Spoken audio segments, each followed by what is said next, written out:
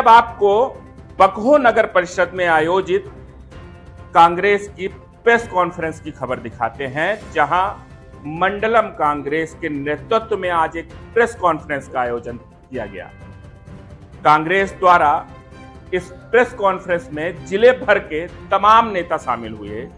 वहीं कांग्रेसियों ने बीते दिनों नगर परिषद बकहो में हुए भ्रष्टाचार के मामले में अपनी रणनीति स्पष्ट की। कांग्रेस पदाधिकारियों ने बताया कि नगर परिषद बकहो में नेता प्रतिपक्ष की अगुवाई में कांग्रेस पदाधिकारियों द्वारा अनशन कर 4 बिंदुओं में जांच की मांग की गई थी, जिसके बाद अनशन में 1 माह में जांच का आश्वासन मिला और जिस आश्वासन के बाद कांग्रेस जन अनशन से उठ गए थे। लेकिन 1 माह बीत जाने के बाद भी इस दिशा में कोई कार्रवाई नहीं हुई और बीते 25 जुलाई को कांग्रेस जनों ने तहसीलदार को ज्ञापन सौंप जांच की मांग करते हुए यह चेतावनी भी दी कि यदि समय रहते शासन प्रशासन इस दिशा में कोई एक्शन नहीं लेता, शासन प्रशासन द्वारा कोई एक्शन नहीं लिया जाता, तो आमरण अनशन किया जाएगा और 11 अगस्त से आमरण अनशन की योजना बनी। कांग्रेस जनों ने बताया कि लगातार जांच की मांग और चेतावनी के बाद आखिरकार प्रशासन हरकत में आई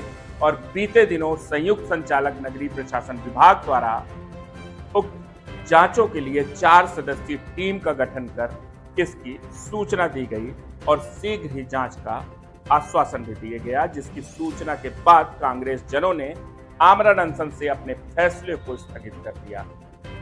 इस मौके पर कांग्रेस जनों ने जहां मौजूदा सरकार पर जमकर निशाना साधा, वहीं बकहो नगर परिषद में व्यापक स्तर पर हो रहे भ्रष्टाचार की निष्पक्ष जांच न होने पर आगे की रणनीति को भी बताया।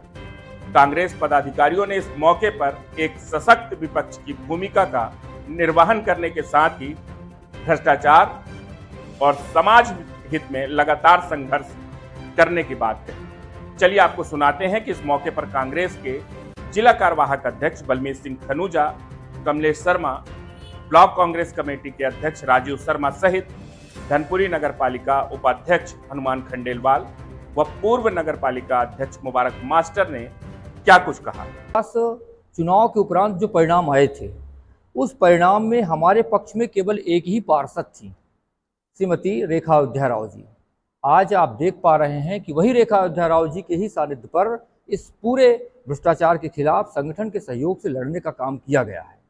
जब 15 की परिषद में हमारा केवल एक पार्षद हो, आप स्वयं इस बात को, आप भी एक लोकतंत्र की सीढ़ी हैं और आप इस बात को समझते हो कि कोई अकेला पार्षद इस चुनाव में पार्टिसिपेट नहीं कर सकता है। जिन परिस्थितियों पर उन्होंने जो है, जनता ने जिस पर विश्वास किया था, पार्षद ने जिस पर विश्वास करके अपना प्रतिनिधि चुना था, उन्होंने अपने विचार से, अपने स्वाभिमान से, अपने कार्य से समझौता न करते हुए और बदलाव किया। आपने कहा कि आप एक वक्त था एक समय था कि आपने समर्थन किया था, आज उनके विरोध पर खड़े हैं। कांग्रेस पार्टी की अपनी एक विचारधारा है कि हम सत्य के साथ खड़े रहेंगे, हम डरेंगे नहीं, हम झुकेंगे नहीं, हम बिकेंगे नहीं। इस बात को आप निष्ठा से, मैं इस बात को यहाँ से कह रहा हूँ, इस बात को आप गांठ बांध के बैठा लीजिए और उस प्रक्रिया के खिलाफ जो भी ऐसा काम करने का प्रयास करेगा, हम उसके विरोध में खड़े नजर आएंगे। आज उसी के तारतम्य पर हम खड़े नजर आए। हमको लगा, आप ये बताइए कि नल कनेक्शन के नाम पर यहाँ पर 3503,000 रुपये एक आम आदमी से वसूली की जा रही है, क्या सही है? यदि हम विपक्ष की भूमिका पर हैं तो हमारी क्या नैतिक जिम्मेदारी है कि हम जनमानस के हित का काम करें और हमारी जिम्मेदारी है कि जो भी जनप्रतिनिधि हो, कोई भी हो, ये हमारे लिए बहुत महत्वपूर्ण नहीं है, हम उसके विरुद्ध खड़े होंगे। वहाँ व्यू क्या था ये मैं नहीं जानता, लेकिन इंटक ने पहले भी वहाँ आंदोलन कर चुकी है और अभी भी इंटक ने वहाँ लिख के दिया हुआ है और 15 दिन का समय दिया है। अगर नहीं होगा तो हम भी वहाँ काम बंद करेंगे। हम उसमें हमारी डिमांड ये है कि यहाँ के जो लोकल लोग हैं और जो पहले भी वहाँ जो कंपनी चल रही थी उसमें जो लोग काम कर रहे थे 10 साल के, उनको स्थायी किया जाए और जो कंपनी आई है उन्हीं लोग को योग्यता के आधार पर, वरीयता के आधार पर उनको रखा जाए। कांग्रेस कंपनी के समर्थन में नहीं खड़ी है। कांग्रेस जो भी यहाँ पे आके विकास करना चाहते हैं, जो काम करना चाहते हैं, उनको प्रताड़ित न किया जाए। उनके साथ जो बीजेपी के लोग हैं, जो यहाँ नगर पंचायत के लोग हैं, उनको ऊपर वह जबरदस्ती कर रहे हैं ताकि उनका महीना बन सके। वो यहाँ पे 10 साल के काम करने के लिए आए हैं, बहुत लंबा काम उनका। बीजेपी ऐसे लोगों को तलाशती है जहाँ से पैसा मिल सके। उनके ऊपर दबाव बना रही है। शारदा कंपनी के अंदर उनको ठेका मिला है, कंपनी के जो खदान है उसके अंदर बीजेपी के लोग जाके उनको प्रताड़ित कर रहे हैं, उनके काम को बंद कर रहे हैं। क्या ये उचित है? देखिए, चूंकि कांग्रेस सत्ता में नहीं है, सत्ता है बीजेपी की, सत्ता बीजेपी की है, और जो ये व्यापारिक लोग होते हैं वह सत्ता के साथ जल्दी चले जाते हैं, उनकी बातें भी मानते हैं। कांग्रेस हमेशा इस चीज़ का विरोध करती है कि आप समाज के हित में काम करिए, और मांग भी करती है। और कई ऐसे काम हैं जो कांग्रेस ने कराए हैं, आप लोगों ने देखे भी हैं, चाहे सामाजिक क्षेत्र की बात हो, चाहे धार्मिक क्षेत्र की बात हो, और चाहे अन्य कोई भी काम होता है, हमेशा कांग्रेस आगे होके काम करती है और आप सभी लोग का उसमें सहयोग भी मिलता है।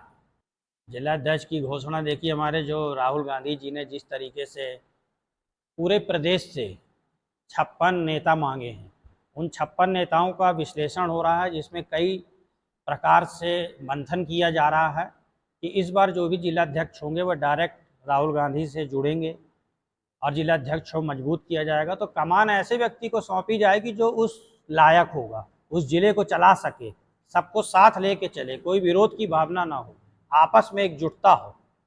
तो निश्चित तौर से जब अच्छी चीज़ का मंथन किया जाता तो समय लगता है, लेकिन जल्द ही मेरे को लगता है कि 15 तारीख से 20 तारीख के बीच में, हो सकता पहले ही इसकी घोषणा कर दी जाएगी, और जो भी निर्णय होगा हमारे राहुल गांधी जी का वह सर्वमान्य होगा और निश्चित तौर से अच्छा नेता हम लोगों को दिया जाएगा। हाँ, नहीं दिए, बड़े अफसोस की बात है। पुल का मामला हो चाहे डैम का मामला हो, डैम 40, 80, 90 ना हाँ मानता हूँ, मैं एक्सेप्ट करता हूँ उस बात को। 90-95 लाख रुपए का डैम बह गया, उसको आप देखिए तो उसकी ना तो जांच हुई ढंग है ना तो कार्रवाई हुई है ना। कार्रवाई होनी चाहिए थी। आज एक तो वहाँ पे एक पुल भी बना है, वो भी डैमेज है। तो करोड़ों रुपए के भ्रष्टाचार हुए हैं, लेकिन हो विपक्ष का रोल। अब मैं ये भाई, ये विपक्ष में मैं तो हूँ नहीं।